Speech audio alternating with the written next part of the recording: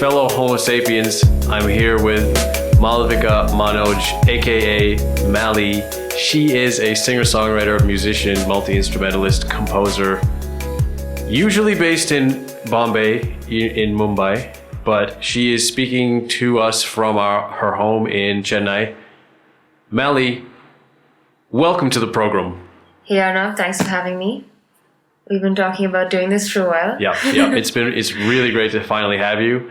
And it's extra special to have you on the program or the program, as I like to say. It's extra special to have you on the program because we are in the midst of working on something together that we've been working on for a long time.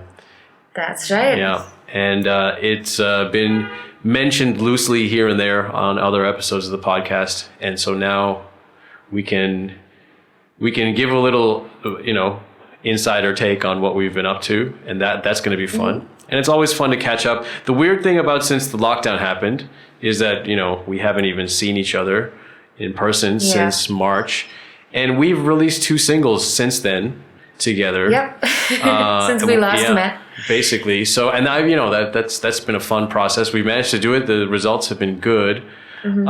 And it looks like we're going to have to complete the remaining tracks that we're doing most likely in this exact way. That's right. So luckily we had a lot of the stuff recorded before this lockdown happened, but here we are. And it's been an eventful, the time that we've spent working on this project has been a very eventful time in our lives and also the world, just like nonstop crazy things happening. And here we are. Yeah. Right? I think that's actually one of the themes of the album is just continuing to work and make music during whatever kind of chaos is going on outside. We've made this album through the protests, through storms, through a pandemic, through all kinds of crazy stuff that has gone on, in our lives and also externally. Mm-hmm. And I think whatever it is, at the end of the day, we've actually just sat down and said, we need to make this album. And we put everything else aside, and then we would sit down to make the album. Yep. And I think that's how the name of the album, which is Caution to the Wind, even came about. Because I felt that was the most fitting as a description in terms of how we went about doing it. Mm-hmm. Yep. Well, I certainly, I've described it as probably the most challenging project I've ever worked on. Same. And it's lots of new things have been learned and new things have been tried. There's certain types of sonic things that I never thought I would actually ever try out. And we've gotten to do that on this album. And, it's funny how things worked out with that first single, Age of Limbo, because it's not something we were, it's ultimately your decision what you want to release as a single, but me being the person that has kind of been on this process journey with you, we're not really talking about releasing that as the lead single. There was a different song that we were thinking about.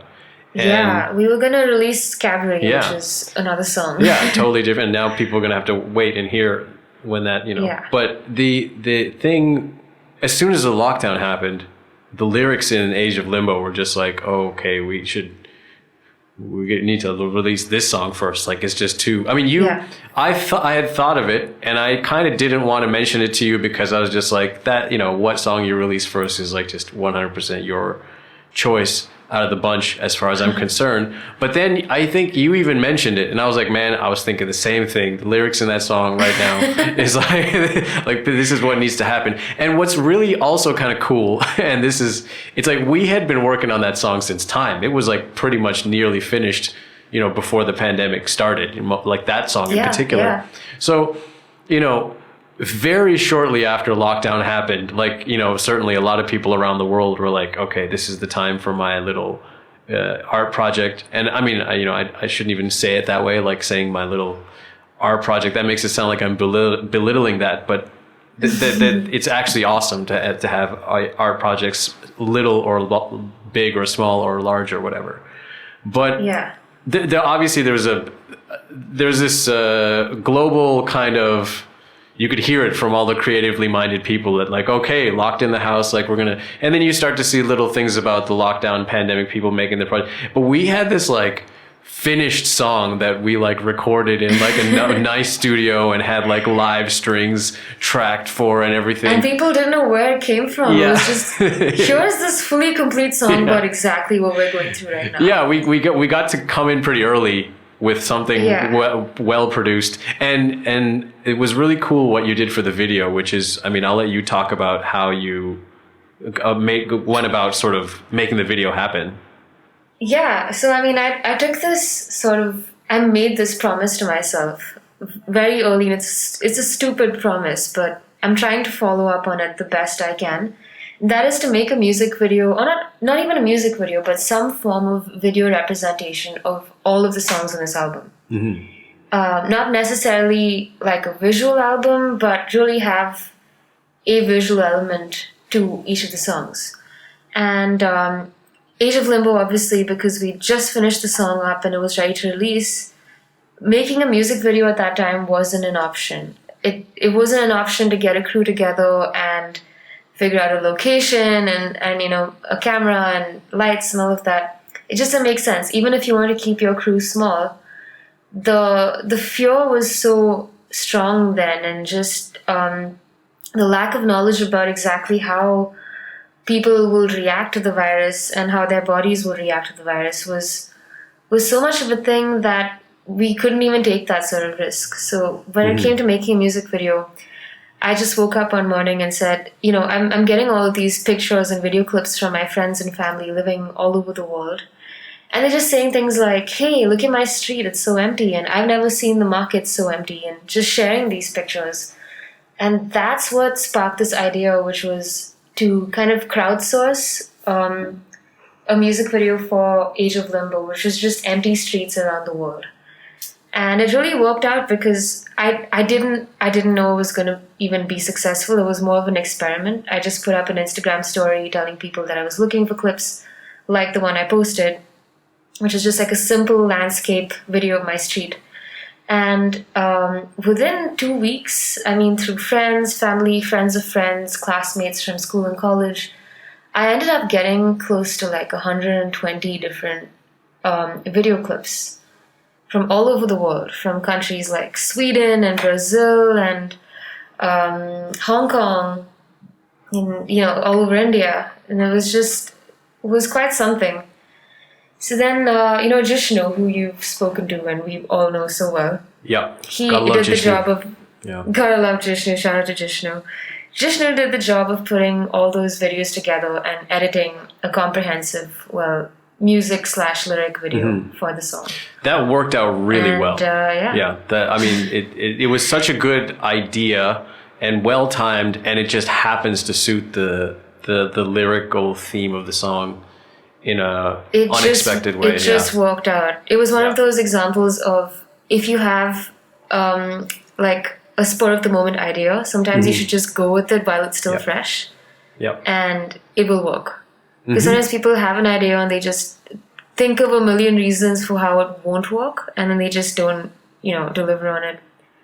But I think I'm pretty on the spot with my decision making, so it worked out that way. It was great. And I mean, it's crazy. We're now 2 singles deep into the pandemic. We're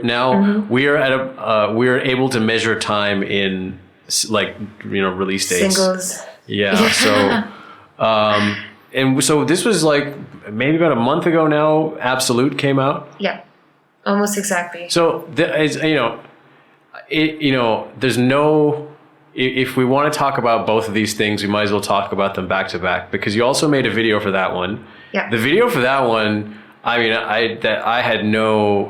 you handled like putting it together, getting the team together. So I was just like, cool. Like, I remember you playing it down, kind of saying, you know, like lockdown and we can't get a lot of people together. So it's going to be pretty simple. Like, we're just going to find like a place where there's a piano. And I'm like, okay, cool. And you showed me the first cut of the video, and I was like, this is like sick. Like, this is awesome. What are you talking about? This is crazy. Well, I would need to ask you this. What were you expecting when I said, here's the first cut of the video. Take a look. Tell me what you think. Like, what were you expecting to see? I think like definitely all of the cinematography that didn't involve you sitting in front of a piano was completely unexpected. Like I think the fact that you put the idea in, or not the way that you said like, oh, we're just gonna like, I guess, find a place where there's a piano. It put it in my mind that it was gonna be like a live shot video that's mostly just of you performing the song. So like all of that sort of subtle narrative cinematography in the beginning of the video that tied, I mean, that was just, it blew me away, right? Like I wasn't expecting that at all. So it was all butter. I was like, this is phenomenal. You know, this is, it was really great. Man, I'm so glad you thought that. This is actually probably, and it's bizarre saying this, but I've done maybe 2 music videos before, even Age of Limbo. And all of them have been, you know, varying levels of DIY in the sense that, you know, we've like had a really small crew and we shot in Jishnu's house, one of them. And the other one was just a matter of carrying a camera and going to a different city and shooting a music video. And this was like my first full-fledged video production kind of shoot. And it had to be happening during this pandemic, which is the most insane thing. It really shows. The level of it really shows. Yeah, and it was like, I'm doing a thing that I have not otherwise done, but I'm doing it for the first time at a time where no one else is doing this sort of thing. Yeah. Which is quite something. It's awesome. And, you know, it's interesting. I think the whole idea of thinking about that song as just a piano song, it's funny how that song evolved into the arrangement that it finally is at. Yeah. Because the first time that you played it for me, and we were like, okay, what do you want to do with this song? Like, you did all the work in terms of figuring out what the arrangement should be. And I just agreed with you. and like, it's like, which is really different than like some of the other songs. Like the Age of Limbo was very much a team effort, you know, in the coming up with the parts of it. But this one was literally like, I just agreed with you at every stage in the process and then did whatever I had to do to finish those ideas. It was really funny. Like, you played the song, like, okay, what do we want to do with this? And you're like, I was just thinking, like, it'll just be piano and vocal, like maybe like a Rhodes and vocals, and that's all. Like, maybe it doesn't need anything. And I'm like, cool, that sounds easy. Let's do it. Yeah. This song was actually, I mean, if you remember this, it was a strong contender for one of 2 acoustic songs on the whole album. The other one being Really Not Really. Yeah. Well, it lasted for a short amount of time, and then you played me the Carpenters. Yeah. And then shortly, you know, you played me the Carpenters, and I was not really familiar with them, but once we heard that, then on your own, you were like, maybe there needs to be a key change at the end. And I'm like, cool, all right. But if there's a key change, then there should probably like be at least like bass and drums and stuff. And you're like, yeah. It's like, cool. And then we did that, and then it's like, yeah, but like now we need strings, and like, and at each step you just suggested the thing, and I was like, yeah, probably we do need strings now, don't we? And so then it was just a matter of me arranging the strings, and then the final thing was like, I think we need people singing the hook at the end, I was like, yeah. And it's just such an easy decision. Each time I was like, yeah, I think you're right. That's probably exactly what we need. And so then it was just, again, a matter of just quickly arranging the vocals. Yeah. And I think the only proactive decision I made in that arrangement was that like BBC mix up in the strings in that last bit, that, you know, that part that I always, yeah, that was so cool. And even that was just copying the piano rhythm that you were playing. But I got to thank you for having the opportunity to work on that song, because I never imagined I'd get to the chance to arrange something like that, you know, like. And I'm so glad, because I've never done it, and I've always wanted to, like, you know, properly arrange strings for like my music, but I have no experience. I've never like formally learned how to arrange. Yeah. Like chorale style arrangement, which is what you've been telling me to look up. That's the first place that I got into it, you know, and shout out to my music teacher in high school for introducing me to that. But that's the chorale style 4-part harmony. That was a revelation for me, because I never understood that harmony was a thing. Like, it was I think there are people that are introduced to the concept of the harmonies at an intellectual level earlier in life than other people. And I think harmony only made sense to me once I took that AP music theory class in the 11th grade. And then I was so blown away by what it was and its implications. It was funny. I'd just been playing guitar and piano for years and never understood like, oh, like harmony. Wow. And yeah, man, arranging for a cappella and arranging for strings, that's like my jam. Different experience. Yeah. No, because it's my jam, and that's the place where I think people should start. Yeah. Anyway, sorry. Go ahead.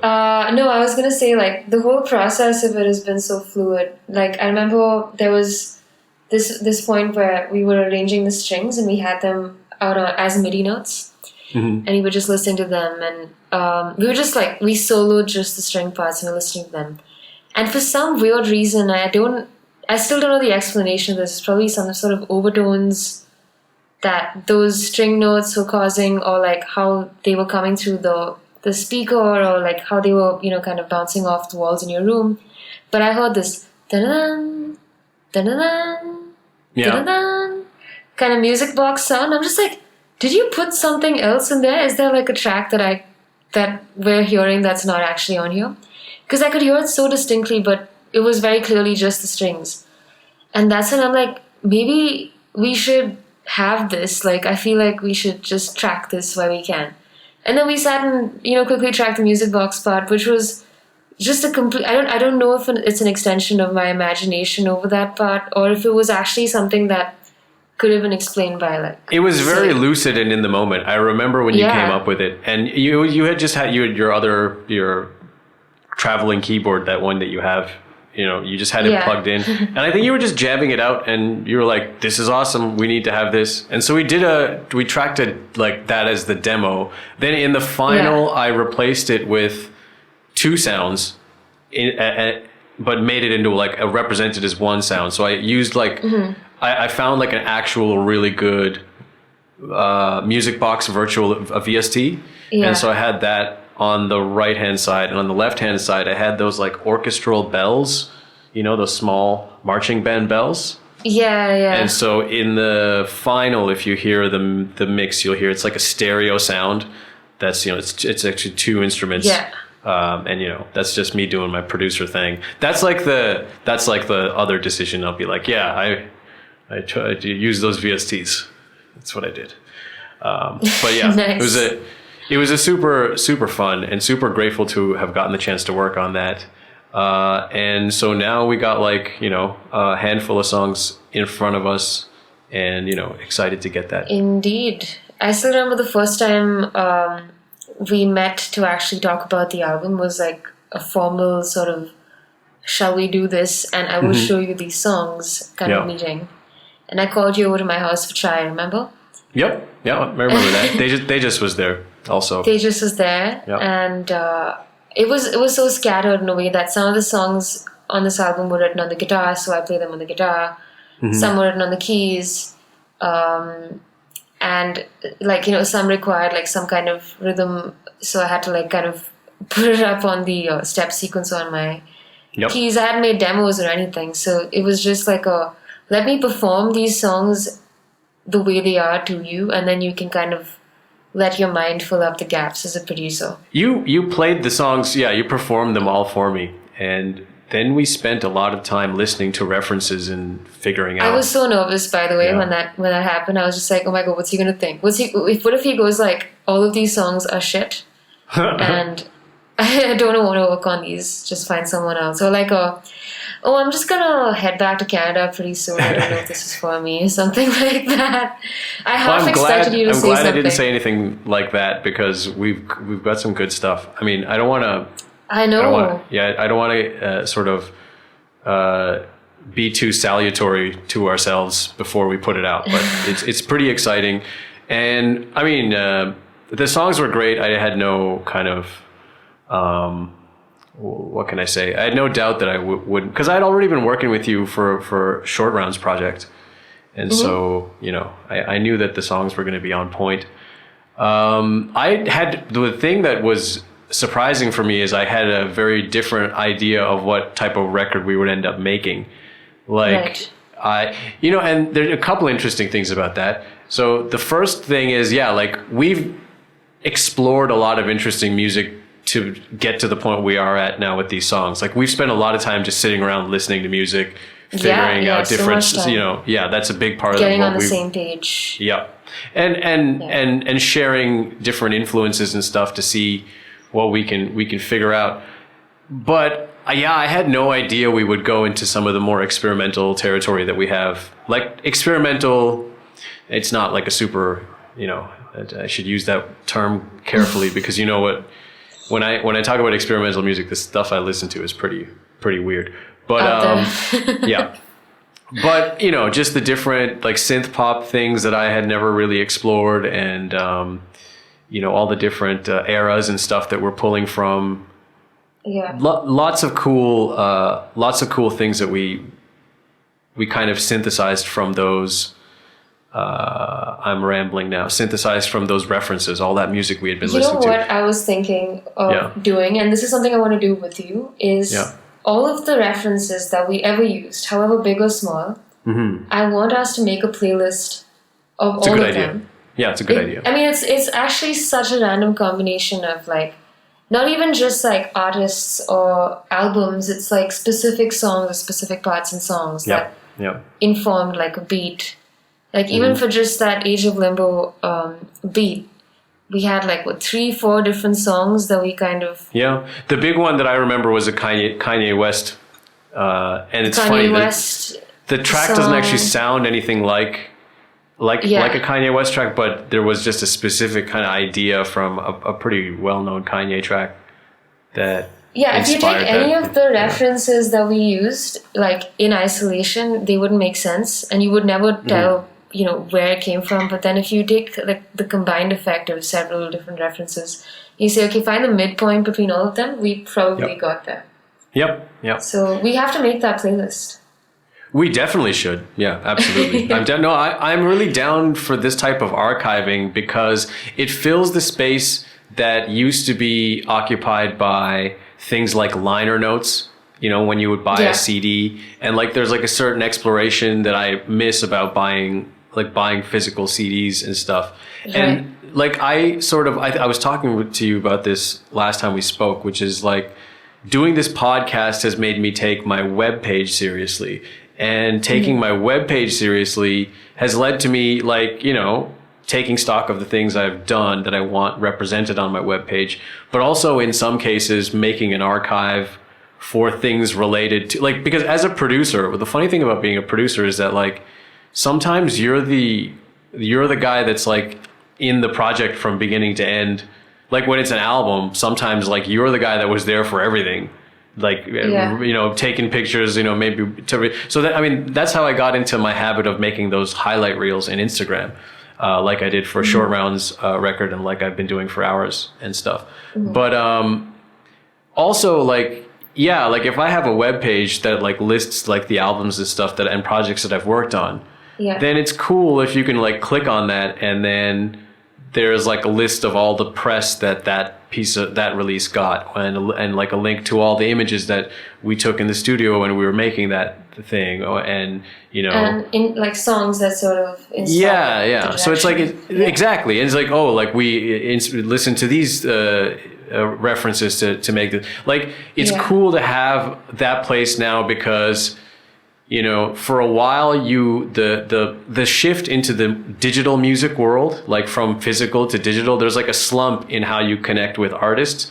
But now with social media, if you use it in a not crazy way, you can start to fill that gap again, and make definitely. Remember when we made that album? Well, like this is all the stuff that's related to that album, how it got made and everything. Like here it is on my webpage. So that idea is really cool. The archiving, something like archiving. Yeah. And usually people have a team of at least 5-10 people who, shoot content, do background interviews, kind of almost like shoot for a documentary or like a future biopic every time someone makes an album.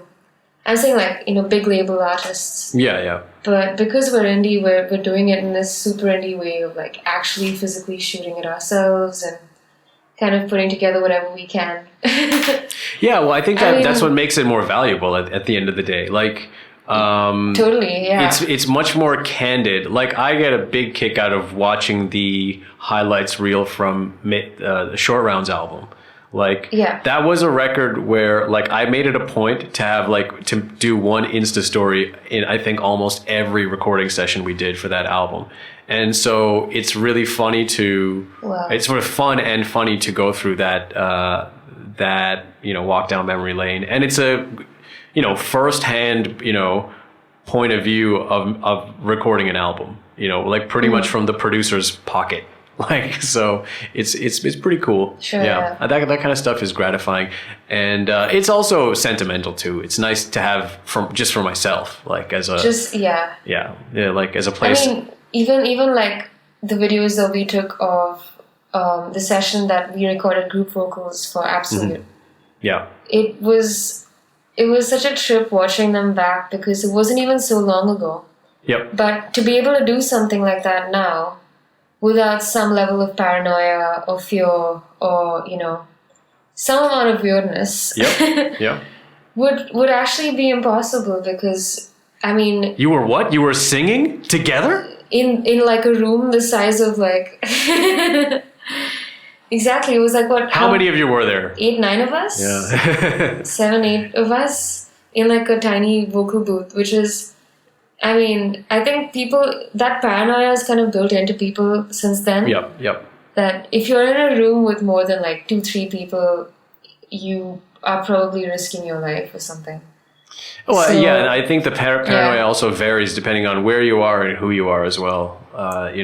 Also true. Yeah. Also true. Speaking of paranoia, so it's been a pretty eventful time since you went back. Actually, I want to clear this up on record for everybody. Because normally at the beginning of the podcast we do this thing about pronouncing stuff correctly, and I forgot to do it. And you are a close friend of mine, but I still, because we all call you Mali, sometimes when I feel compelled to say your full name, I can't decide whether it's Maalavika. Okay, I wanna hear it. Yeah. Those are the two that I get confused, like that mix up mostly. Mm-hmm. Maalavika? No, Maalavika. It is the former. The former. Can you just say it on record, and we'll just refer to this podcast? It's Maalavika. Maalavika. Yeah, and sometimes the after lo is also like silent depending on who you are and how you say it. I mean, it really like the name kind of becomes different depending on who's saying it and what their national speaking voice and accent is. Yeah. Well, I've got two official versions of my name too, so.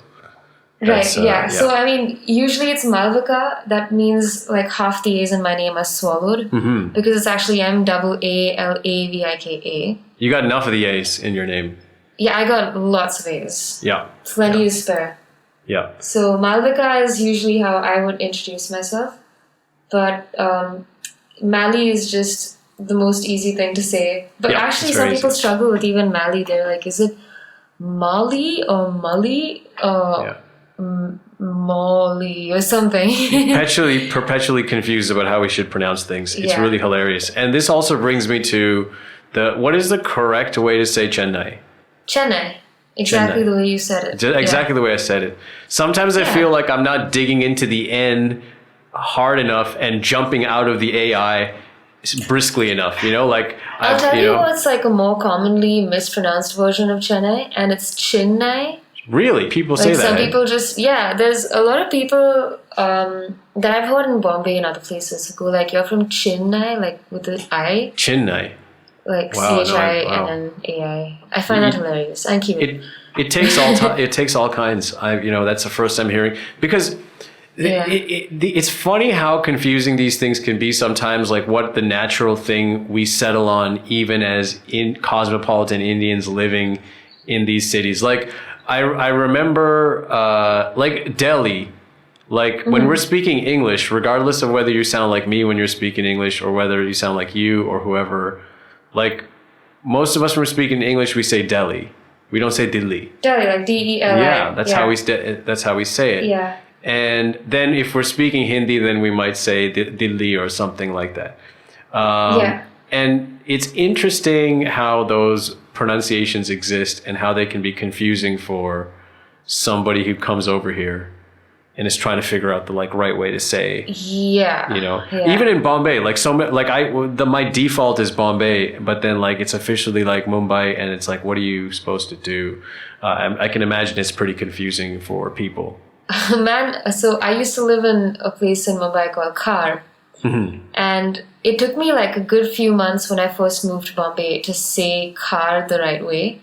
Because in the south, you don't have the syllables which, have an H. There's no hard B, there's no hard H. It's you would say Kar and Baya and, it's not people aren't used to saying Kar and Baya. The idea of putting a H after a consonant is unheard of in most South Indian languages. Yeah, a lot of people struggle with that when it comes to North Indian languages. Obviously, non-Indians always struggle with the H after the consonant. Exactly. So, by non-Indians, South Indians are kind of on that list as well, because it's a thing that we have to literally train ourselves to be able to do. And so for the first few months, I couldn't even pronounce Khar, which is the area I used to live in. And I couldn't say Bhaya. I would say Baya and get made fun of so much. Bombay kind of shows everyone a good life, so... Bombay, man, I love this place, and it has an effect for sure on. I miss it so much, Arnav. I miss it. So let's talk about what compelled you to go back to Chennai. What's it was basically look, we're in the middle of a lockdown, and none of us are really busy, and I can't justify being here, or I'd rather be with my family, or what's the deal? It was actually all of the above, because I had a couple of reasons to move back, and one of them was obviously I didn't foresee getting any gigs or projects in the future that were going to make me the kind of money that would be able to usually sustain my life in Bombay, because it is expensive whether you do work or not. Just paying rent, paying the bills, living comfortably there costs a certain amount of money, and if you're not making that, then it's probably you're actually spending instead of saving, and that's a difficult place to be in. Especially when, even at this point, there's no end in sight. We have no clue when things are going to get back to 100% normalcy. We don't even know if there's such a thing as 100% normalcy, if it'll ever go back to what it was. So keeping all of that in mind, I just felt at this point in time, for the sake of the album, because that's the thing that I do want to spend on, it's the one thing I want to invest in, I'm going to have to move back just so I have enough saved for the sake of this album. And so that was one of the reasons. The other reason is obviously my family is here, my grandparents and my parents. My brother was coming back from the US. So it was a good time for me to, just pack up and go and spend this time with them, because I don't honestly know when it's ever going to come again, My grandma recently had COVID. She's, touch wood, she's recovering. She's actually going to be discharged from the hospital tomorrow. But that feeling of, if I weren't around my family and something happened, I wouldn't forgive myself for not being there if I could. And so that was also another driving factor for me to come back.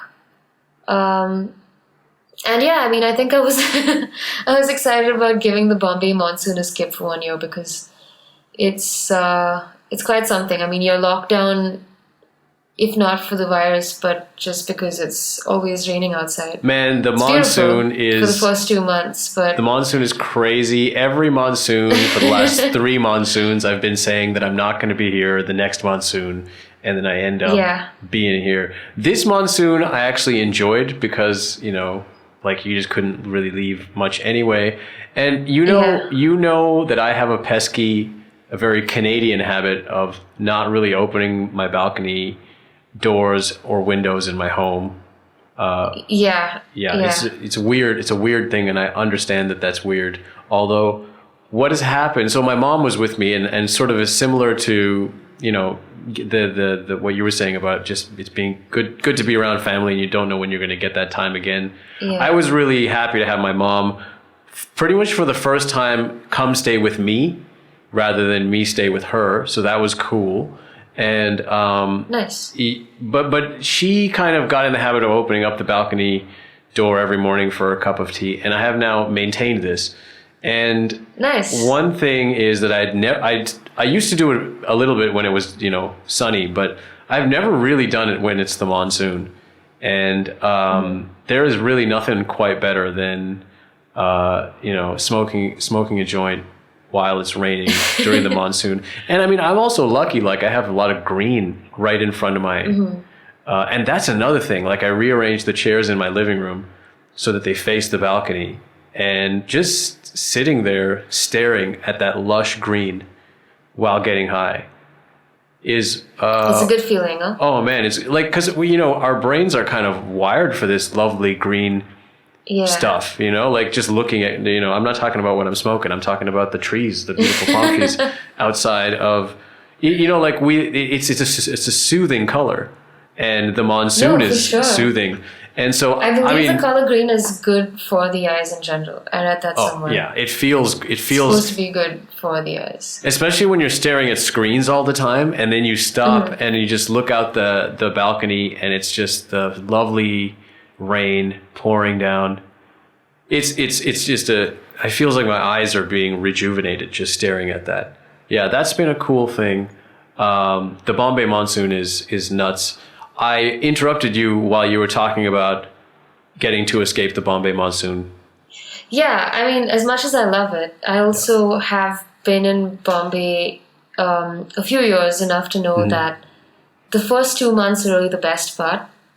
And then after that, then you start to see the bad side of the monsoon, which is like things growing mold and flooding, and sort of the city coming to like an almost standstill because of flooding and transportation and not getting Ubers and surge prices and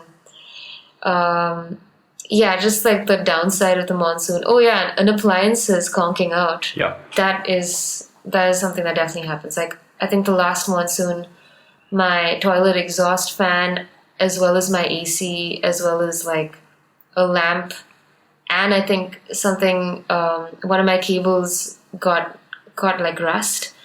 It's amazing. Like things you didn't know could get moldy will go moldy in Bombay. Well, things you never expected, like shoes, and I mean, like not even like the regular kind of, not even like fabric made shoes, but like just regular leather shoes and stuff would get moldy, and it's just like, wow, I never knew. I never seen mold to grow. In these things. Yeah.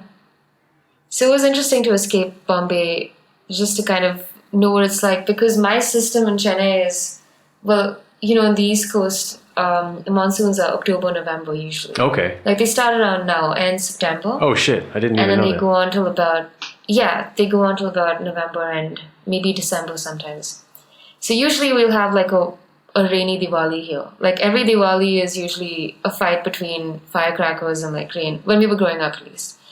Interesting. Yeah, so that's just how it is. So when it came to moving to Bombay, seeing copious amounts of rainfall in months like June, July, August was like, what planet is this? Yeah. I'm not used to this. The monsoon is really just... This is an October, November occurrence for me. It is such an epic thing. It's such a powerful thing that happens over here that it can sometimes put you in awe. So you expect to be in Chennai for the like foreseeable future? Like yeah until like work starts again and there's gigs and there's something happening as soon as I get back. I don't want to come back and kind of just sit and wait indefinitely until something happens. The moment I know that there's work and there's gigs and there's rehearsals and things to do like consistently, that's when I'm going to move back. A lot of people are moving to Goa. Half of Bombay, everyone I know is like thinking of moving, has moved. To the point that on their way there. To the point that a few, like I think I have at least one friend in Goa that's like kind of annoyed by this. I would imagine so. He's like, man, just sudden exodus of Bombay people. into Goa. And Jishnu was talking about this. I was talking to him on the phone about this, that like we're like locked up for all this time, and then once we finally get out of it, we like half of our friends have moved to Goa. Yeah. But maybe that's just that many more places to crash when I'm in Goa next, I guess. Yeah, it is what it is. I mean, there's every chance, and I don't know if this is like going to happen or not. I'd love to move back to Bombay. But if this continues long enough, I mean, there's also like this mild possibility that I might just even like, choose to stay back here. Yeah. If I find that I can do all of the things I want to do living here, I mean, obviously I can't like expect to do everything just staying at home. But, if it comes down to a point where like I only travel for work to Bombay, or like I stay there for like a certain amount of time at a stretch, or something like that. But it's just, it's so far into the future and so hypothetical. I haven't even fully considered it. It's very hard to predict. But there's also that. It's very hard to predict. It's very strange. And nobody, I mean, it's hard to tell what the world's going to look like once we get out of this. That's totally, yeah. Basically just said the same thing 3 times in a row in different words. I feel like everybody is saying exactly this all the time for the past, like, it's very unpredictable. We don't know what's going to happen. You can't say. The future is hard to know. We are here in the present. It's difficult to, you can continue as, you can do a whole podcast that just repeating that. So you mentioned that your grandmother had COVID. You posted about you also having COVID, which I thought was a brave thing to do. And just to let people know like what it's really like, and just, it was, the tone of it felt like you were kind of trying to mitigate a panicky attitude among people. And I mean, it's up to you whether you want to go into it, but I mean, what was that experience like? I'll talk about it because I feel like it needs to be spoken about. Yeah. Because of the kind of media coverage COVID has gotten, and just how much it's disrupted our lives, and the fact that we've like observed this thing kind of, start from a foreign source and then come and like infiltrate our borders, and then infect people who we know, I mean like friends of friends or something like that, and then slowly infiltrate our circles, and then you find it actually is in your own home. It's like a little bit of a scary thing. It feels like a horror movie or something, but with an invisible sort of ghost. But yeah, it was like one of those moments where it's just like, oh, now that it's in our lives and I have it, it's in my system, I can't do anything about it. You just suddenly feel like instantly you're not scared of it anymore. I mean, you're scared of what it potentially could do, but you're just like, okay, now there's nothing I can do. I have to just sort of like let it take its course in me and deal with the symptoms the best I can. Yeah. And I have to kind of, I mean, for me at least, because I'm young, I could say, I have age on my side and my immune system on my side and everything. But I understand that it would be very, very scary for someone who had a bunch of health conditions that made the attack worse for them. And, people who are living with older people and all of that, it's definitely way scarier. The experience of not the actual virus, but everything around it. Like, how will you go out? How will you get groceries? How can you go and get regular medical supplies for said people at home? All of those things become scary. And I think what was happening was, because of this fear, a lot of people were getting it and then not telling anyone. And that's why, to a great extent, it spread so quickly. This whole community transmission wouldn't even have been such a big, bad thing had people, been more upfront about the fact that they've tested positive or that they're having these symptoms, and letting everyone around them know. I think that is something that all of us should do in case we have it. And if you've already done that, then very good, because you've done your job. You're trying to minimize the impact of this and kind of like contact trace from your own sort of pool of people that you know. So that is one thing I wanted to do with the post that I posted. The other thing is also to kind of give people like concrete ideas of what exactly this is, because a lot of things I thought of before I had COVID, and this is after reading news articles and hearing about it from people for months. I used to think that you would have either no symptoms, which is like literally asymptomatic, or you would have like three most common symptoms, which is like a fever, a cough, and breathlessness. And that was something I thought that would accompany any kind of symptomatic case. But you wouldn't think that, like a mild cold is a part of it. You wouldn't think a headache is a part of it. You wouldn't think an isolated body pain is a part of it. You would just assume that all of these are like results of fatigue or some other flu, or because you sat all sweaty in an AC room. You would think it's because of all of these things, but you would never attribute it to COVID and just like brush it off as something else.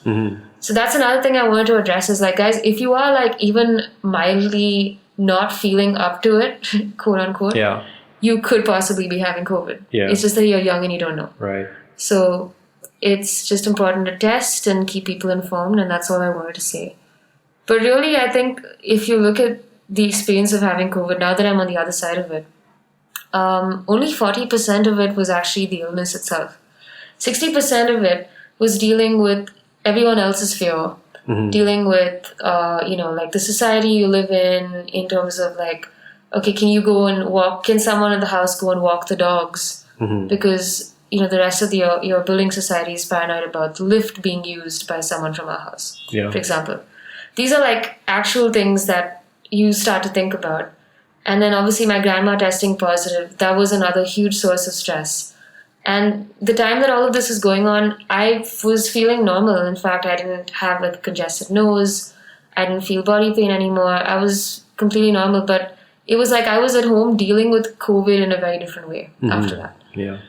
So 60% of the whole experience of COVID is actually various manifestations of the fear around it. Yeah. That's it. Yeah, that's very much the sense that I got from what you had to say, and I think it's important that you said it.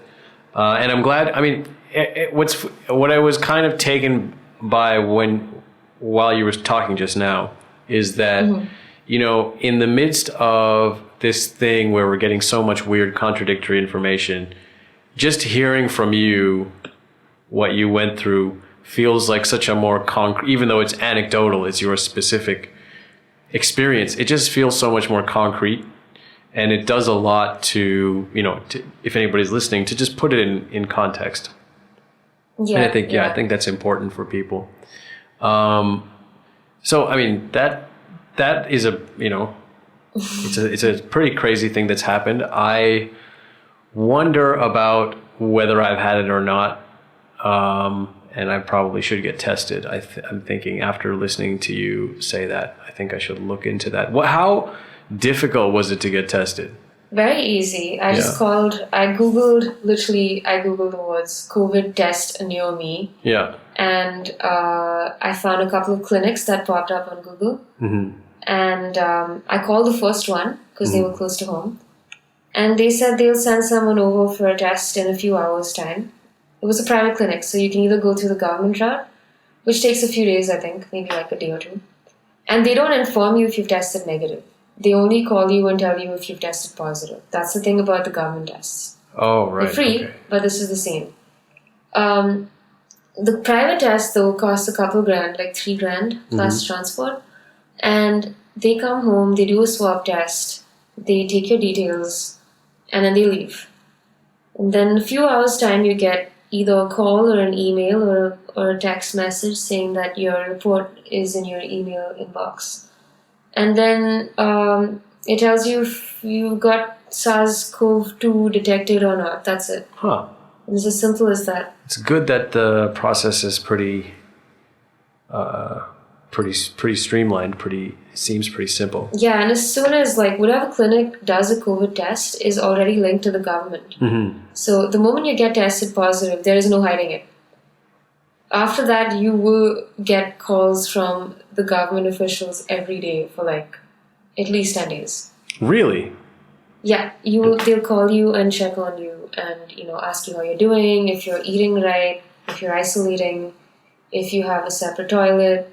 They will ask you a whole set of questions, and sometimes it'll be the same person calling you 2 days in a row, and you just be like, yes, yes, no, no. And sometimes you'd laugh and be like, how many times do I answer this question? And they also, tell you something like, this is our job, we have to ask you, and you have to just give us the answer. Did you strike up a chat with any of them? Like, not like a chill personal chat, but it was more like to do with other things. So I said, why are you asking me if I still have symptoms? Even though I said it's been 6 days since I had no symptoms. Yeah. Right? I mean, like, now I'm definitely in the clear. What they said was it's the kind of thing that even on day 14, yeah, there are people who develop some kind of symptoms. Right. Like, as late as day 14, even though, like, the last time they had their symptoms, day 1 or 2. Yeah. So there's no saying that just because you're feeling okay, you're completely physiologically okay. Yeah, it is a new thing. So that was really interesting. I guess it's still something we're learning about, so it makes sense that they would, Totally. try to be thorough. And I guess it's good to know that they're thorough. The phone calls, that is a little alarming. It doesn't doesn't work well with my general paranoia of the state. But maybe one needs to take these things under consideration sometime. I mean, in a way, it was nice to know that there were people who were working super hard at, like, actually sort of making sure people are okay. And you sometimes think of the actual target demographic for this exercise. Because, I mean, obviously, people like you and me, we have the facility to kind of stay at home and quarantine, keep our symptoms under check, call for medicines and have them delivered, and things like that if we need. Or we have, friends around who can help us out. But there are so many people who live, large families to a small little house who don't have proper facilities, or maybe like, 2 older people who live alone who got tested, and they have no means of like going out and getting anything for themselves. So actually having the authorities step in and help for cases like that is, I mean, in those situations, so much more essential. Mm-hmm. Yeah.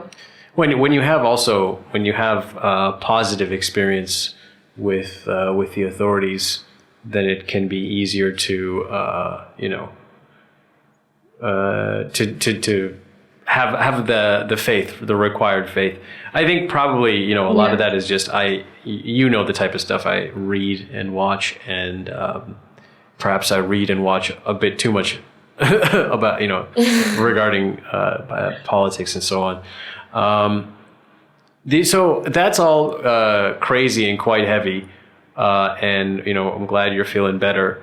Let's shift gears and talk about how you got to where you are in your music. But before we even do that, I forgot to share with you that when Age of Limbo came out, and I downloaded Spotify for the first time around that then, and so I put on Age of Limbo and listened to it on Spotify, and then the next suggested song that came on was, is it Change Situations? Yeah. And I was like, I mean, I had heard that song when you played it live, and even when you played it live, I was like, yo, this is a cool song. But when I heard that version after I listened to it, I was sitting like right over there in my room on the ground, and I was like, this song is dope. I wish I was producing this song, and it's such a cool song. I don't know, it's a good vibe. Oh, thank you. And it's funny. Like, I mean, we have been working on these songs for so long, and it's not like I'd thought to look that song up and listen to it properly. It's a jam. It's great. I love that song. Oh, thank you. It's really old. It's like 8 years old, I think, something around then. I'm a huge fan of it, and so. How did you start out? Like, how'd you get to this point? What set you off on this path?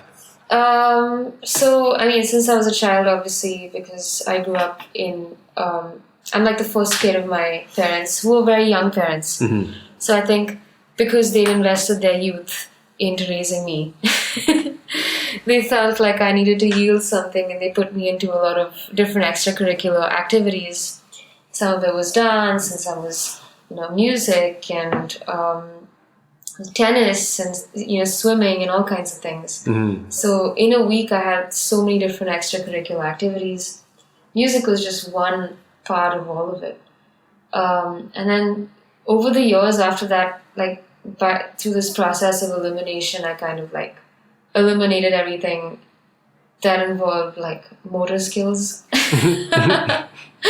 And I think music was like about the least that sort of in terms of subjects. I mean, it's not that I was like terrible at dance or, sports, but it's not something that I was naturally that inclined to doing. But music was something that was like, okay, I am connected with this. I listen to a lot of music. I've grown up around a lot of music. So I'm going to stick with this. And then it was the same usual thing of when you're in school, you form a band with a couple of classmates. And then you have a good time. And then you learn a little bit more about another instrument that you never started off with. In my case, I started with the piano and then moved to the guitar a little bit. I'm still not at all like a guitar player, but then I picked up some chords and, I've actually written a bunch of songs on the guitar, so it kind of worked out.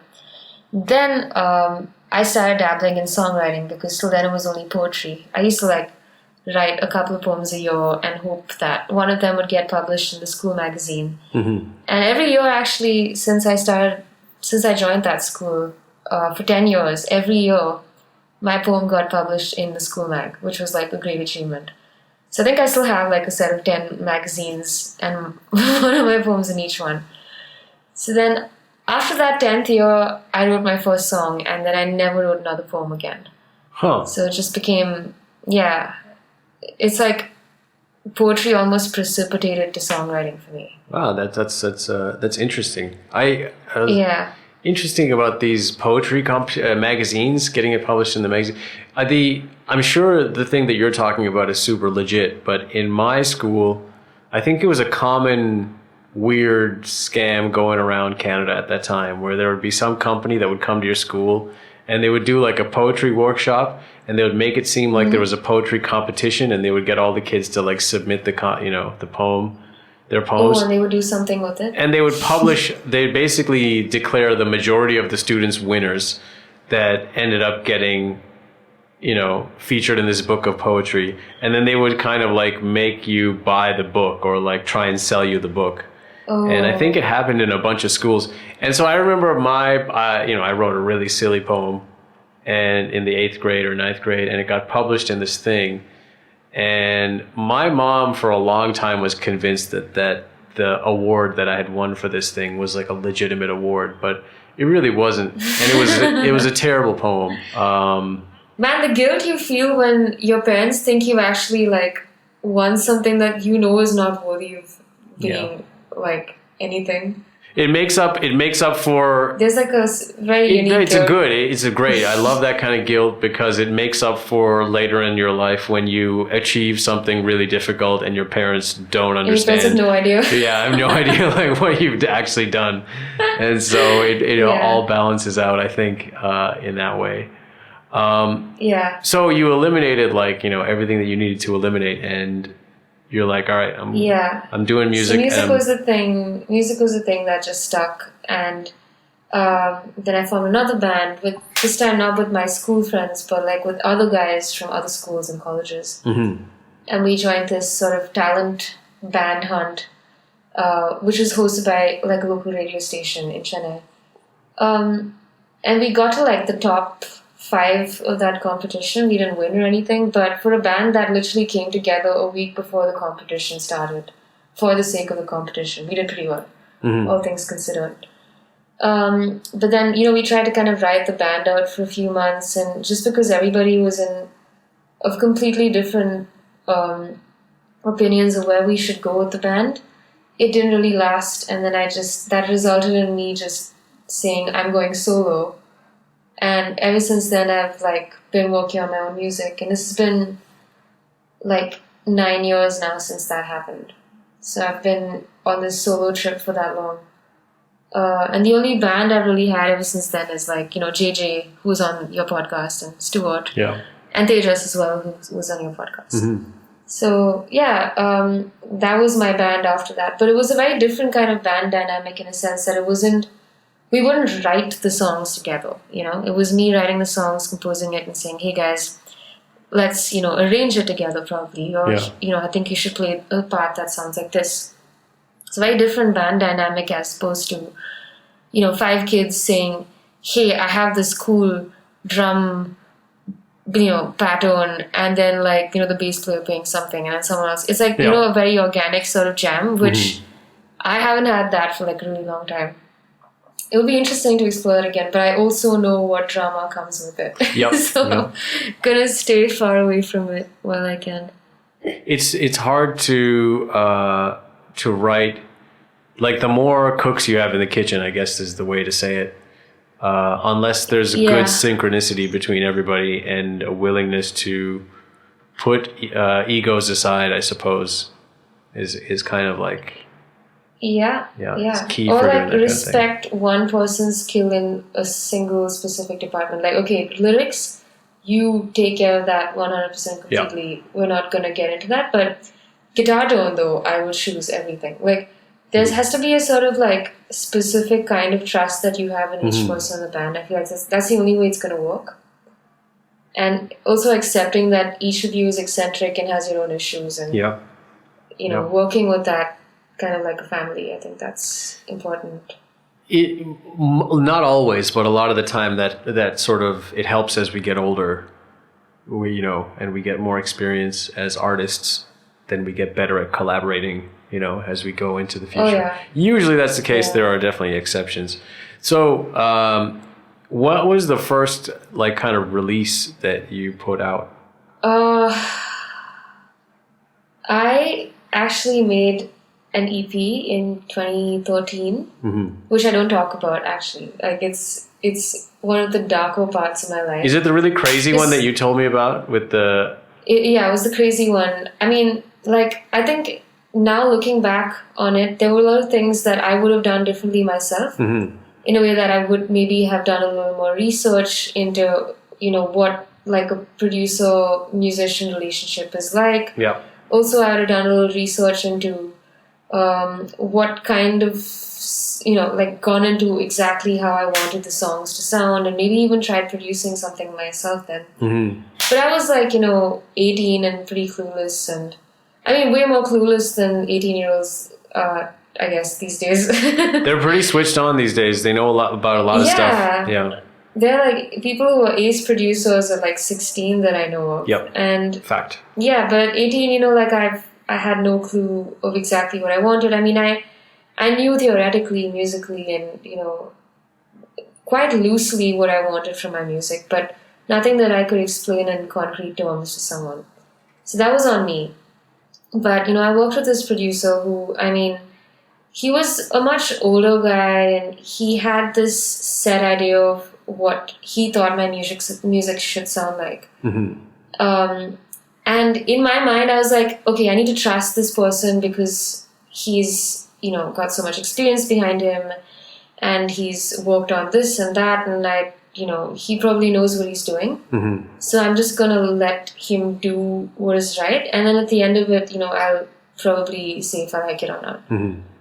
So at every point of time, I was giving it a chance and seeing that maybe... I used to think that this mix and master stage was this magical, miracle sauce that was going to come and make everything okay. No, you got to, as we've seen, you've got to right? Get it done in the arranging process. These are like, now I can actually write a book on 100 ways to not make an album.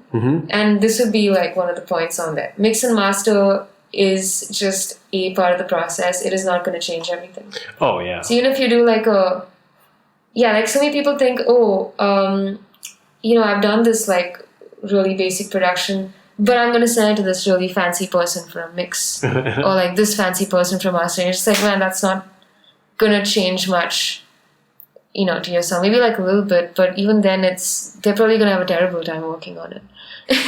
There are situations, I mean, there are many things that cannot be saved.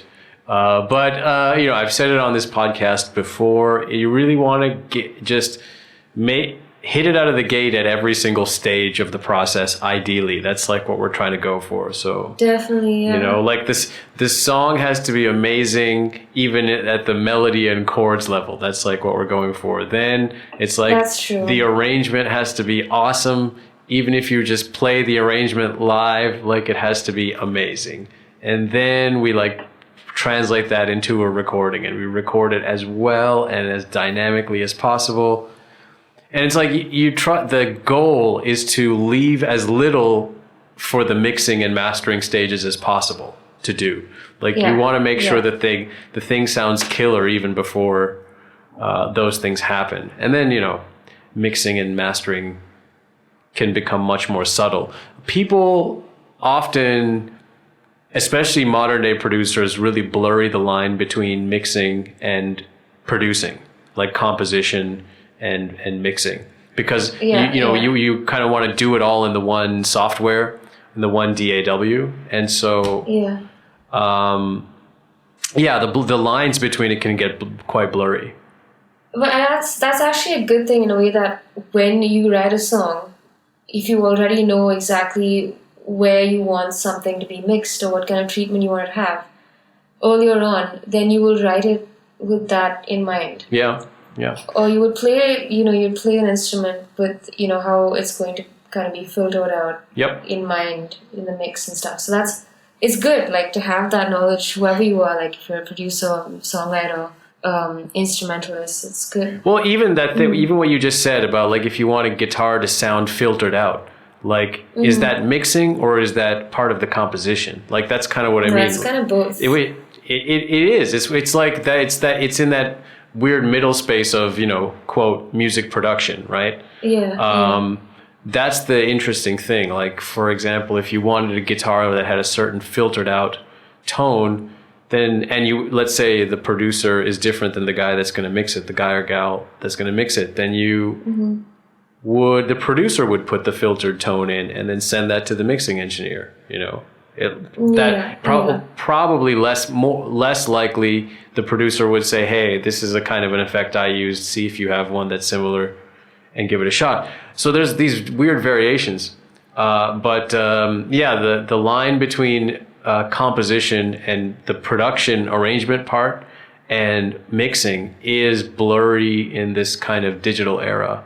And definitely, yeah. I try to find ways to draw that line for myself so that I can separate the two tasks in my head. But on our project, the two things have bled together quite a bit. Like, on the tracks that we've recorded, the mixing and composition stuff has sometimes, definitely overlapped. Yeah. Definitely. Yeah. No, but it's good because it's like, I think what we have is, I want to say, a really refined product because he spent so much time on it. Yeah.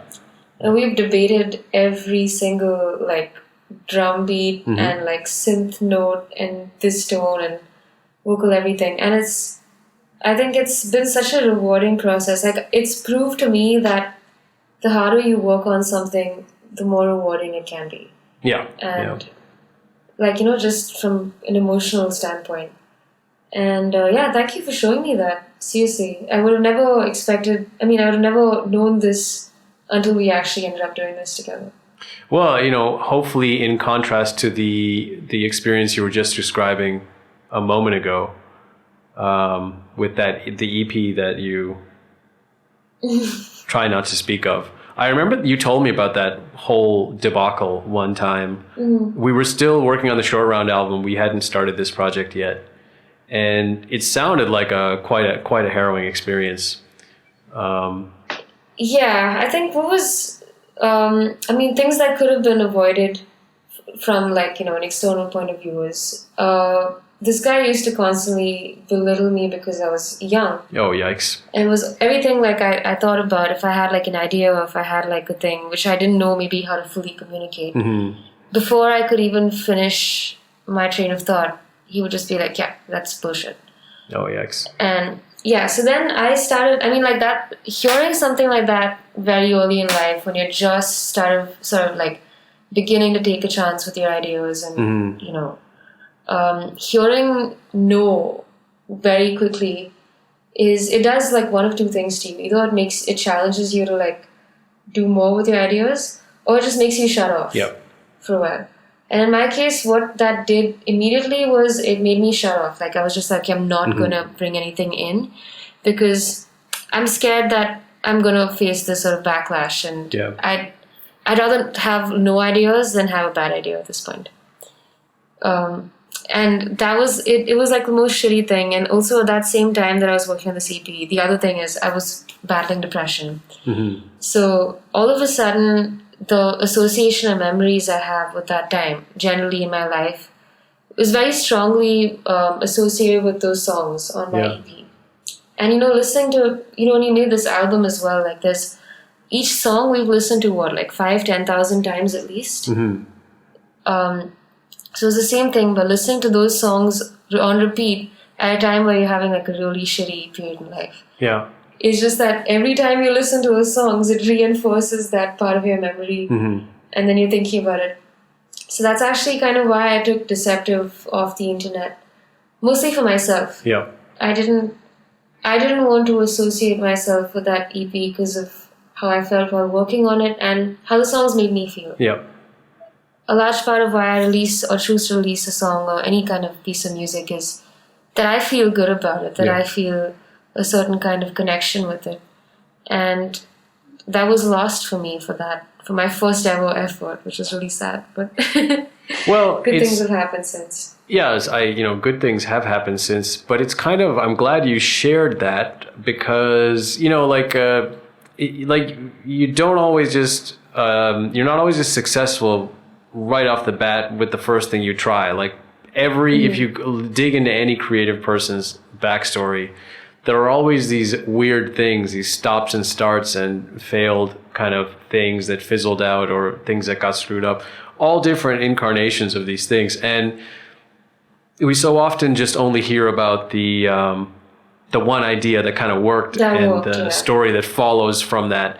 But we don't see all the different misses and all the different failures, and even the meandering misses that happen after you kind of make it a bit. Like you do something that works, and you're like, oh, cool, I'm But even after that, there's going to be sometimes going to be weird ideas that like maybe that didn't work. Yeah. And it's important to normalize. Failure. It's important to normalize failure, and particularly in an era where the CEO of Spotify says that we got to be cranking out music every few months if we want to make a living, then got to get used to to failure. Yeah, it's true though. I mean, at this point in time, I think consistency is a huge game because there are so many more players in the music market than there were even like 5 years ago, Mm-hmm. Yeah. Because of just the easy access to technology and information. It's not a privilege to like know music or have an understanding of music, which probably was like 200 years ago. Not everybody knew music. Mm-hmm. You had to come from like a certain kind of background, or you would be from a family of artists to even have an understanding of it. Yeah. But now it's a lot more democratic in a sense that everybody can, to some extent, make some amount of music from the comfort of their bedroom. Yeah. So what that means is, for the people who are really serious about it, now they have to kind of push out more work consistently to kind of stay in the game. Mm-hmm. And in the words of Tejas, outlast them all. Yeah, there you go. But yeah, releasing music consistently, it's a thing we all have to think about now. Yep. Thinking about that in multiple different ways. What does that even mean? And it can mean so much for the type of artist you are. Like you and I have had the opportunity to coincide on your project and on Jishnu's project. But like say the stuff that I'm making on my own is pretty strange, and you're doing other types of projects maybe to keep yourself busy. And what does releasing regular music on a more regular basis look for, an obscure electronic artist versus, what does it look like for you as a sort of indie pop or indie rock artist? That is also weird. Like what may work for you would not work for me in terms of, regular content. And yet here we are collaborating on your record. Like that's interesting as well. Yeah. Like the new environment for media puts us all in a very strange situation. Like, for example, I'm not a guy that performs. So the whole idea of performing on streaming, like, it's not like I was playing shows before. It's not like I'm going to be doing it via streaming now. Do you know what I mean? Right. Whereas, like, in your paradigm, obviously, like, performing live is a big part of what you do. Was. Yeah. Well, it's but the point I'm trying to make is just how different it is. Yeah, we all it can be for you and I, who we're technically colleagues, right? Yeah. But it's quite different. What do you think about these? Just the concept of playing on a live stream. Have you had any experience with this, either watching or doing it? And what do you? I have had experience doing both watching and performing. And, so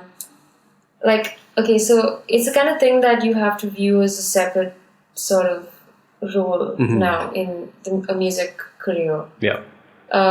Like you would view playing live, you would view this as a separate thing, like playing online. a third entity. So you have your recordings, performing in a live venue, and then performing on a live. Performing online, yeah. That's kind of similar to what I've been saying as well. It's like best to look at it as a new medium, and I'm interested to see like who the person is going to be that's going to do the wacky thing that nobody else thought to do, that was sitting right in front of our face as an obvious thing. Like, I think it'll happen. Like, some people are doing a really good job of keeping their online live presence sort of up, and doing interactions and going live at least every couple of days or once a week. Like Raghav Miatal is one of those people. He has these conversations, and he'll do like Zoom interaction sessions, and he's got a dedicated group of people who actually tune in for all of them, and they've formed a community amongst themselves, which I think is pretty rad. Yeah. That said, though, it's not for everyone. Like, in a sense, it's a lot to keep up. Yeah, I mean, you either have to be the kind of person that this comes naturally to, or you have to be so committed to doing this and saying, even if this is out of character for me, I have to do it. It's almost a requirement that I've placed on myself. If I need to further my music career, or if I need to build my audience, this is a thing I need to commit to doing, and then you just do it. Yeah. But for me, I honestly don't love performing on a live stream. Mainly because, the whole thing of performing is being in a different place. That's not your bedroom. Yeah. While it's comfortable, I feel like for the sake of a good performance, you need a little bit of you shouldn't have too much comfort. You know what I'm saying? Like, you need to be a little bit out of your environment in a way. And the other thing is, a large part of why you perform is also to gauge reactions from people, which you can kind of do on an Instagram live in a sense that you can read people saying things. But also, if you are playing a song and you're watching Instagram live and there's comments going up, and you're a part of your mind is also reading the comments while you're singing, you're more likely to mess up a part. You can't turn it off, but at the same time, then you're cutting off that bit of connection. You rely on people sending you hearts and emojis. So it's you kind of have to get used to it. But having done it a couple of times, I'm not a huge fan. I'm really waiting for live gigs to happen again. Even though it's backbreaking and it's tiring and all of it, it's totally worth it. Yep. Well, it's just a very different way of feeding off the energy of others. And I'd say our ability to feed off the energy of others, in a pro-social kind of way is going to be limited and definitely altered in a situation where it's like a Zoom call. I do have I feel similarly about watching a streamed performance. I have sort of been saying that I think there's some sort of untapped potential that's standing right in front of us, and that's just waiting for that one very innovative, clever person that's nobody's thought of this, check it out. And there's something in this streaming performance ecosystem that just hasn't been. And I'm just waiting to I can't wait to find out what that really obvious thing is and watch somebody kill it by just doing a really good job of it. But it's it's something to get. It's an adjustment. I mean, a lot of people are doing these virtual sort of festival type things where they're getting visuals and putting themselves in front of a green screen and kind of doing fun stuff. Yeah. That way. But a live performance is still quite two-dimensional. You can't replace. Like, it definitely won't replace the actual real not tactile, but the sensational thing of going to a rock concert. Yeah, of course not. That's the food's perfect. There you go. So, okay. You say. Let's continue along in your story. So you had this EP that was a bit of a tumultuous experience. Maybe working with a guy that did not have a very good attitude in terms of, as a person who's older with more experience, having any sort of responsibility to be a good role model or a good mentor. Yeah. None of that was happening. And you ended up making something that didn't, you ended up taking it down. It didn't sound like anything I wrote it to be. Yeah. That was mainly it. Like, they were songs. They probably sounded fine to a lot of people, but they weren't what I wanted. Yeah.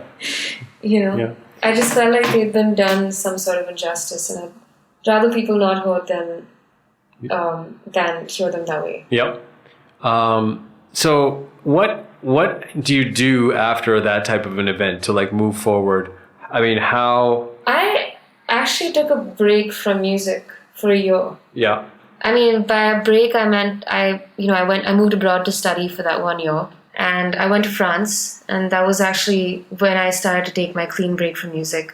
I did carry my guitar, but I didn't write any new songs, and I barely played that 1 year. Just because I think I needed a much needed break from music after what I went through. And it was also like a cleanse for myself emotionally and personally. I just needed to be in a different place and understand myself without, not in being in relation to like my friends or my family or who I was or where I came from. And so that was really something I needed. Then maybe about 2 years after that is when I actually started working on my next release, which was my first official release, which was the EP Rush. And that was after I moved to Bombay. And even with Rush, I think what it was it's not that to be honest, it's not like I had written for a theme or written for this to be an album or something. It was mostly like, here's a set of songs that I've written. Let's record them in a certain way and put them out so we can start gigging and get people to come to our gigs, and sort of in the event that we actually have something to release, we'll have something of an audience built up, who will care when that happens. The point was to start gigging. Yep. So JJ, Stuart, Tejas and I got into the studio for a few days, and we, jammed out the songs. We came up with basic arrangements. We did like rough tracking of the bass and the drums. Then we overdubbed dubbed everything else. Basically, we used that as a template and we did the whole album. And we kept the sound of it super raw. We didn't like go heavy on any kind of production. There was maybe like 2 or 3 harmony layers at any given point of time, maximum. It was a really raw sounding, almost live sounding album. Which is good because I think what we wanted to do is kind of show people what the band sounds like in its raw state, which we managed to capture. Kind of like what you did with Short Round's album in a sense. But still, even Short Round's album had that many more layers. Yeah. I took I took a certain organic approach with Short Round's record, and I just decided to take it to its logical conclusion and extreme with that album, and that was fun to do. But anyway, so so you made this sort of raw sounding underbaked EP called Rush, and this would take us up to what year approximately? This is late 2016, early 2017. So we worked on it for the better part of 2016 and released it in Jan 2017. So like literally at the start of the year. And the whole of 2017 was actually good for gigs and touring and doing stuff with the band.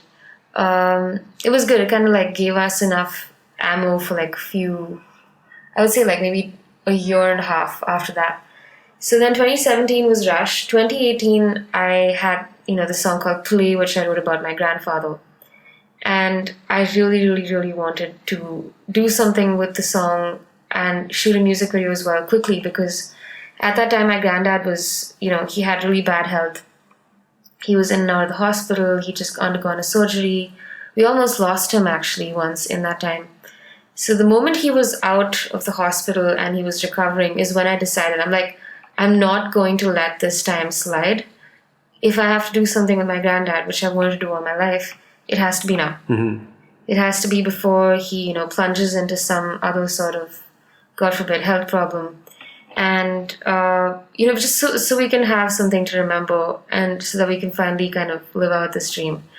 So that was something we did. I wrote the song for him, and I wanted him to be a part of the recording. And he plays the harmonica. So I made him do this little harmonica solo at the end of the song. Mm-hmm. And for the video, we were wondering, how are we going to do this? That's in a way that it's not a performance video of just us playing the song.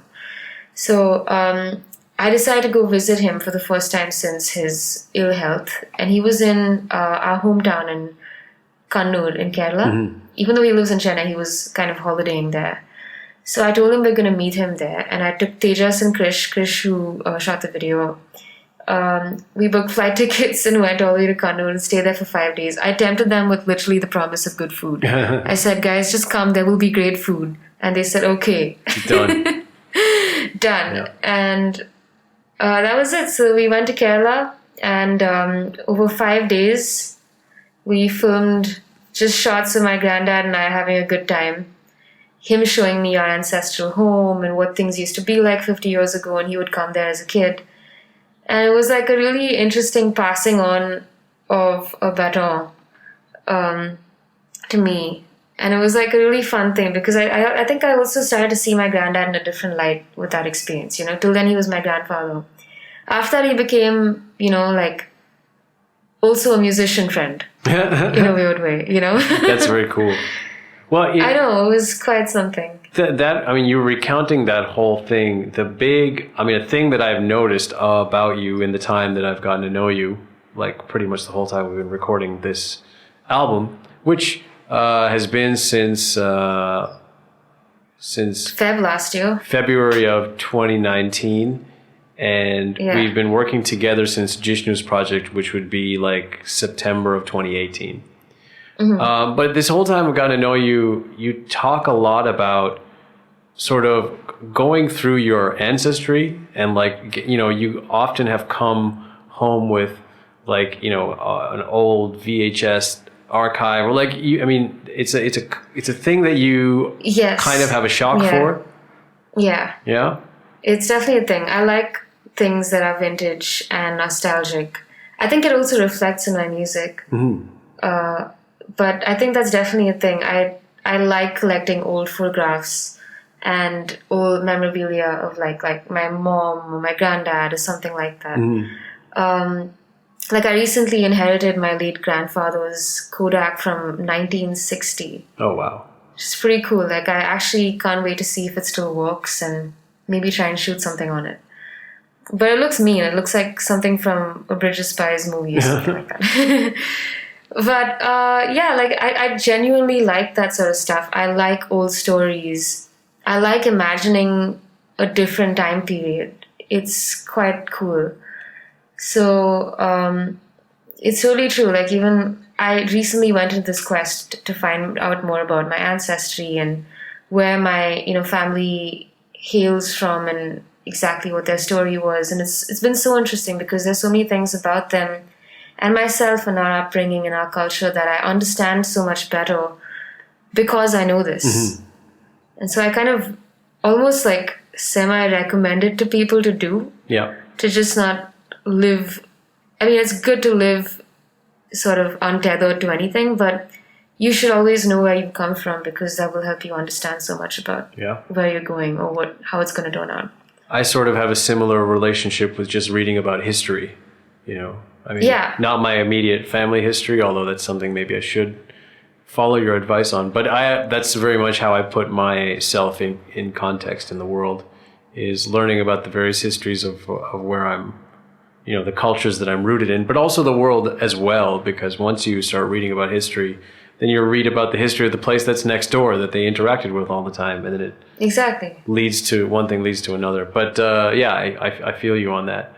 In fact, a lot of our conversation has been about like history. We have really great conversations, and I do miss having you here.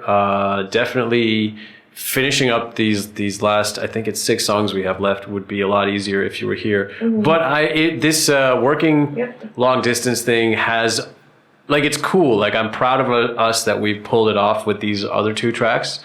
Mm-hmm. And so, I think we'll get it done. I just had something on my mind that I wanted to ask you, but I forgot. But is there anything you wanted to talk about? Oh, nothing. I mean, I think we've covered most everything. We have covered most everything. Unless I start interviewing you, and that'll be fun. You can. If you want to ask me something, you can ask me something. Are you working on a new beat tape? Yeah, I am working on a new beat tape. The beats are pretty much done. Okay. And it's just finding the clips of weird speech to like put in between the beats. Hopefully I'll get it done soon. Nice. Yeah. Good seeing. I'm really glad I got to finally put out the other one. Do you have a name for the theme of the podcast that you've chosen? A name for the theme? Theme song? The theme song, there is theme music that plays at the beginning and the end of the podcast. Yeah. It's different theme music. The theme music in the beginning is a track I recorded a long time ago, which is called Chlorofountain. And the track at the end is lazily titled In the Cloud. And they are both available on my SoundCloud. Right on. Yeah. For people listening. Yep. That's where you can find them. What can people do if they want to find you on various social medias? So on Instagram, I am Maalavika Manoj. That is MAALAVIKA MANOJ. Or you can simply type Mali, and then maybe in the first 5 suggestions you'll find me. Yeah, sometimes sometimes Google gets you confused with that empire that existed, that country, and also empire that there is a country. Yeah. Yes. So if you want to kind of look past the country and find my music or anything, then maybe just look for Mali singer or type out like my full name, Maalavika Manoj, and it will somehow lead you to my music. But on Spotify, I'm Mali, and on Apple Music, I am just Mali. So just look for my stuff. Or, search my name with also a song title, and then you'll definitely find me. I ended up finding a few good YouTube video essays about the history of the Mali Empire when I was looking for your music videos. Like, we put out a music video and it's like, okay, I should like watch this now, I guess. And it's like the first thing that comes up is the Mali Empire. It's like, all right, fine, I'll include the song title.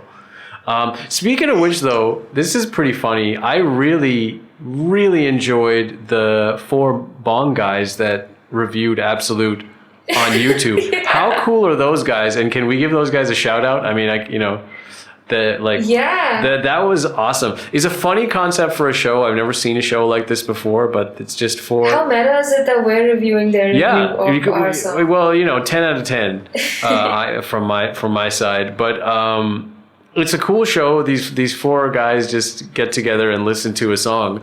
They don't actually listen through the song in the video. They like fast forward through that part. Yeah. But they each give like a review. And also, like, it was predominantly in Bengali, and it was very enjoyable for me. I thought it was... I surprisingly understood quite a bit of it. Yeah? Well, that's good. That's quite cool. I mean, well, maybe not specific words, but just maybe the tone of how they spoke. They would sometimes, like, mix, like a few English words. Mm-hmm. Yeah. Or... like there would be something that kind of cued me to what they were saying. So I kind of like could follow that conversation right through. But I'm like, I must send this to Arnab, and I must send this to Jishnu, and also to Ronit. It made me so happy, and I found them to all be very adorable, and I added all of them to Instagram. Nice. So shout out to those guys who did that review. And I guess I'll let you go. I think we have plenty of content on this episode. Lots of content for people out there. Take care of yourself, spoken, Melly. Plenty shared. Yeah. Thank you for having me. It's been a pleasure, and I don't know when the next time I will be with you in person is, which sounds great. Hopefully by the end of this year, inshallah. Let's see. Yeah, I hope so. I think I'm probably going to have to travel to Calcutta at some point, so maybe I can stop by. Keep in touch about those plans.